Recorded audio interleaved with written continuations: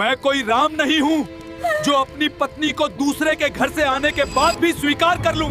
राम के जीवन का सबसे कठिन निर्णय युद्ध में नहीं, अपने ही महल में लिया गया था। लंका विजय के बाद भगवान राम अयोध्या लौटे। पूरे नगर में दीप जलाए गए। लोग खुश थे कि उनका प्रिय राजा वापस आ गया। राम का राज्य शुरू हुआ, जिसे लोग राम राज्य कहते हैं। वहाँ न्याय था, शांति थी और कोई भूखा नहीं सोता था। माता सीता भी उनके साथ थी। लेकिन समय बीतने के बाद एक घटना हुई। एक रात राम साधारण वेश में नगर की स्थिति जानने निकले। तभी उन्होंने एक घर से झगड़े की आवाज सुनी। एक आदमी अपनी पत्नी से कह रहा था, मैं कोई राम नहीं हूँ जो अपनी पत्नी को दूसरे के घर से आने के बाद भी स्वीकार कर लूं। यह सुनकर राम रुक गए। उन्हें समझ आया कि कुछ लोगों के मन में अभी भी सीता माता की पवित्रता को लेकर शंका है, जबकि वे अग्नि परीक्षा दे चुकी थीं। राम जानते थे कि सीता निर्दोष हैं। वे उनसे बहुत प्रेम करते थे, लेकिन वे यह भी जानते थे कि राजा का जीवन सिर्फ उसका अपना नहीं होता। यदि प्रजा के मन में संदेह रहेगा तो राज्य की मर्यादा टूट जाएगी। राम पूरी रात सोचते रहे। एक तरफ उनका प्रेम था, दूसरी तरफ उनका कर्तव्य। आखिरकार उन्होंने अपने हृदय पर पत्थर रखकर निर्णय लिया कि सीता माता को वन भेज दिया जाए, ताकि प्रजा के मन में कोई प्रश्न न रहे। यह निर्णय राम के लिए सबसे बड़ा त्याग था। उन्होंने अपने सुख से ऊपर राज्य के धर्म को रखा। राम ने दिखाया कि सच्चा नेतृत्व आसान नहीं होता। कभी कभी सही काम करने के लिए इंसान को अपने सबसे प्रिय चीज का भी त्याग करना पड़ता है। इसीलिए उन्हें मर्यादा पुरुषोत्तम राम कहा जाता है। अब कमेंट में जय श्री राम जरूर लिखना और एक लाइक जरूर करें।